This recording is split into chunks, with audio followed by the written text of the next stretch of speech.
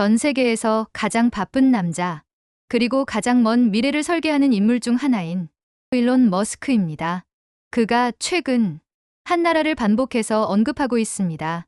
칭찬을 건네고 가벼운 농담을 던집니다. 심지어 그 나라의 언어로 말을 건네기도 합니다. 하지만 이건 가벼운 관심이 아닙니다. 이건 습관도 우연도 아닙니다. 머스크는 늘 말보다 먼저 신호를 던집니다. 그리고 그 신호 뒤에는 항상 돈과 기술, 그리고 다음 시대의 방향이 따라옵니다. 지금부터 우리는 하나의 질문을 놓고 이야기를 시작합니다. 왜 지금 세계 최상위 빅테크들은 동시에 대한민국을 선택하고 있는가? 이 이야기를 보기 전에 여러분께 하나만 묻겠습니다. 지금 세계가 바라보는 한국의 위치는 과연 어디쯤이라고 생각하십니까? 강대국의 파트너일까요? 아니면 아직 시험대 위에 놓인 나라일까요? 댓글로 여러분의 생각을 남겨주세요.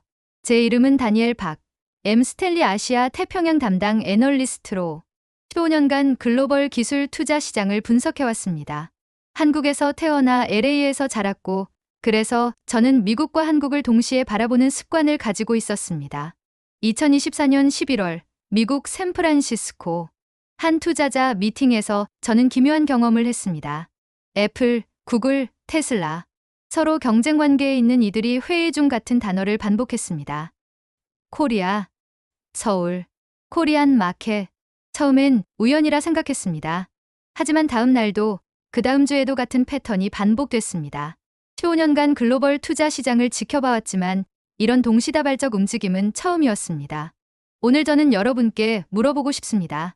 왜 지금 세계의 빅테크는 한국으로 향하는가? 이건 단순한 호재가 아닙니다. 구조적 변화의 신호가 된 것입니다. 2023년 초 저는 테슬라 주주총회에 참석했습니다. 일론 머스크가 무대에 올랐을 때 누군가 질문을 던졌습니다. 다음 기가팩토리는 어디에 세울 겁니까? 머스크는 잠시 침묵했습니다. 그리고 말했죠. 우리는 한국을 매우 면밀히 지켜보고 있습니다. 그 순간 저는 이상한 감각을 느꼈습니다. 머스크는 칭찬을 하지 않는 사람입니다. 감정을 잘 드러내지도 않습니다.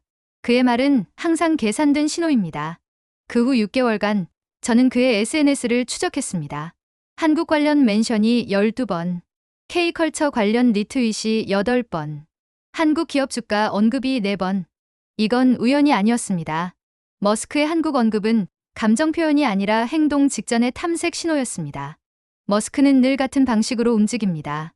관심, 반응 측정, 파급 속도 확인, 자본 투입.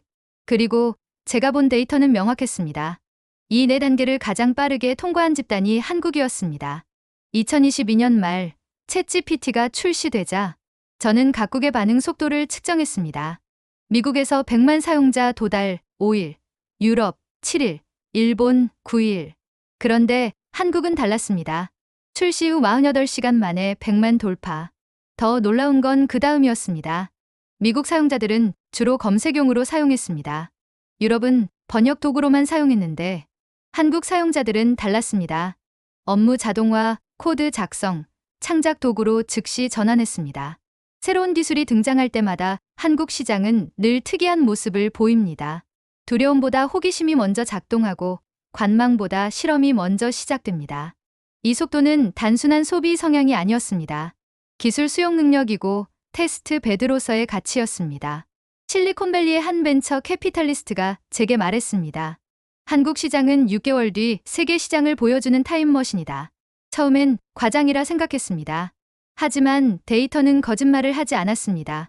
스마트폰 전환 속도 세계 1위, 오직 5G 상용화 속도 세계 최초, OTT 서비스 정착, 글로벌 평균 대비 3배 빠름, 핀테크 전환율, OECD 국가 중 1위. 머스크가 한국을 주목한 첫 번째 이유는 시장의 크기가 아니라 속도였습니다. 2023년 여름, 저는 흥미로운 패턴을 발견했습니다. 테슬라 주가가 15% 급락한 날이 있었습니다. 전 세계 투자자들이 패닉셀에 나섰습니다. 그런데 한국 투자자들의 움직임은 달랐습니다. 순매수 1위 한국, 개인 투자자 평균 보유 기간 18개월, 글로벌 평균 4개월. 이건 우연이 아니었습니다. 엔비디아, 애플, 마이크로소프트, 모두 같은 패턴을 보였습니다. 글로벌 자본은 사람을 보지 않습니다. 그들은 움직임을 봅니다. 한국 투자자들은 변동성 앞에서 도망치지 않았고 기술 기업의 미래를 장기적으로 선택했습니다. 이 집단의 특징은 단순합니다. 기술을 이해하고 버티고 다시 들어옵니다. 머스크에게 한국은 제품을 사주는 나라가 아니라 기업의 체력을 지탱해주는 구조적 파트너였습니다. 여기서 시선을 바꿔야 합니다. 테슬라는 자동차 회사가 아닙니다. AI, 로봇, 에너지, 반도체가 결합된 거대 플랫폼 기업입니다. 그리고 이 플랫폼이 작동하기 위해 필요한 요소는 단 하나입니다. 공급망의 안정성입니다. 2021년 반도체 대란이 있었습니다.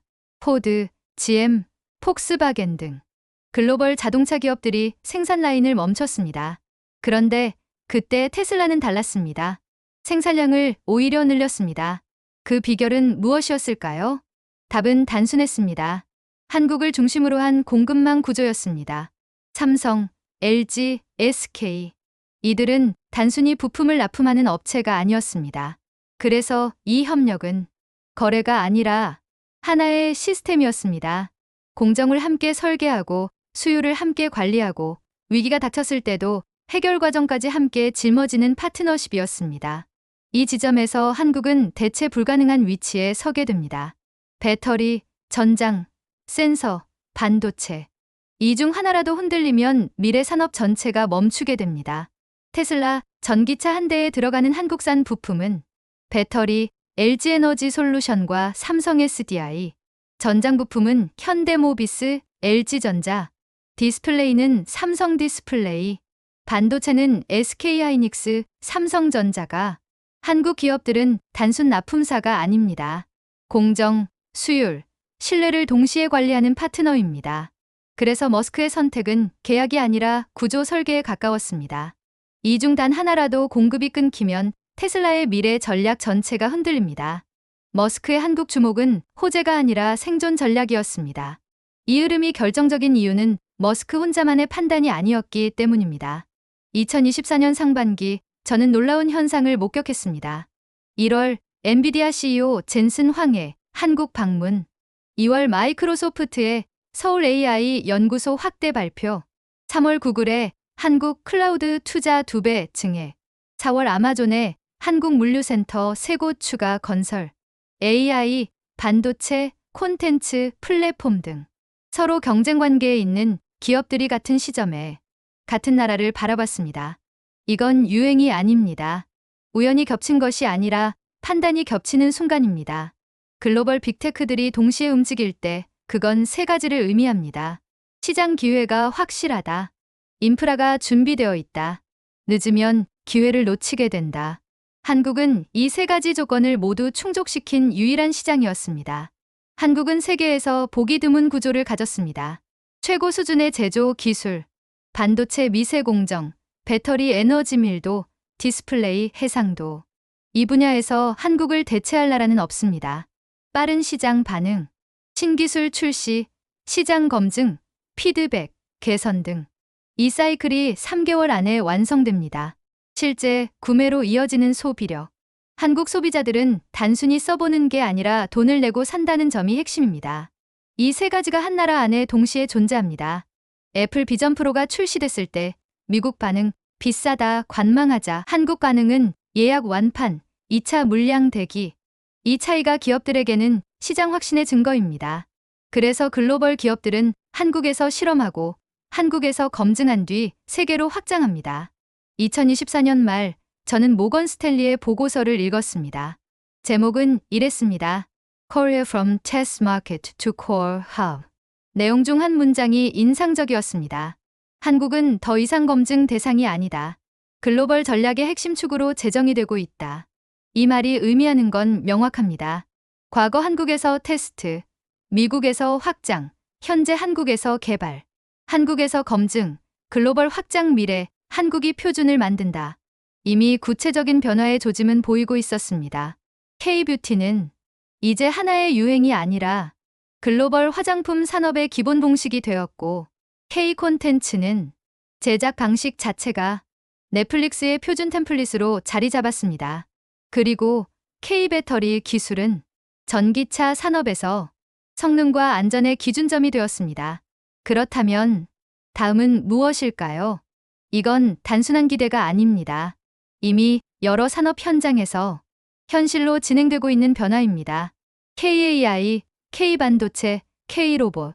이건 단순한 희망이 아닙니다. 이미 진행 중인 현실입니다. 그런데 지금 그 한국이 세계 최고의 기업들이 주목하는 나라가 되었습니다.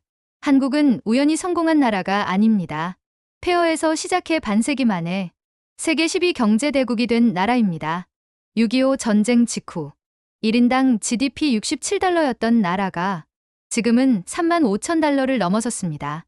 문맹률 80%였던 나라가 지금은 OECD 교육 1위 국가가 되었습니다. 이건 기적이 아닙니다. 선택의 결과입니다. 하지만 저는 여기서 한 가지 질문을 던지고 싶습니다. 우리는 이 흐름을 제대로 읽고 있는가? 세계가 한국을 주목하는 건 사실입니다. 하지만 주목받는 것과 주도하는 것은 다릅니다. 중요한 질문은 왜 그들이 왔는가가 아닙니다. 우리는 이 흐름을 어떻게 사용할 것인가입니다. 파트너로 남을 것인가? 아니면 그들과 함께하는 설계자가 될 것인가? 2024년 말 저는 골드만삭스의 보고서를 읽었습니다. 제목은 이랬습니다. Korea from Test Market to Core Hub. 내용 중 한 문장이 인상적이었습니다. 한국은 더 이상 검증 대상이 아니다. 글로벌 전략의 핵심 축으로 제정이 되고 있다. 세계는 이미 한국을 테스트 대상으로 보지 않습니다. 핵심 축으로 보기 시작했습니다. 과거에는 한국에서 테스트, 미국에서 확장, 현재는 한국에서 개발, 한국에서 검증, 글로벌 확장 미래는 한국이 표준을 만든다. 2025년 1월 저는 다시 샌프란시스코에 있습니다. 오늘도 여러 미팅이 예정되어 있습니다. 그리고 저는 압니다. 오늘도 어디선가 코리아라는 단어가 회의실에서 반복될 것이라는 걸. 일론 머스크의 관심은 칭찬이 아닙니다. 요청도 아닙니다. 확인인 것입니다. 그리고 지금 그 확인을 끝낸 기업들이 하나씩 한국으로 움직이고 있습니다. 이제 남은 건 하나입니다. 이 흐름을 우리가 주도할 것인가? 아니면 또 한 번 흘려보낼 것인가? 대한민국은 이미 선택받았습니다. 이제 선택하는 쪽은 우리입니다. 오늘 이야기가 여러분께 작은 울림이 되었기를 바랍니다. 눈물과 웃음의 감동 사연은 앞으로도 세계가 바라보는 대한민국의 진짜 이야기를 여러분께 전하겠습니다.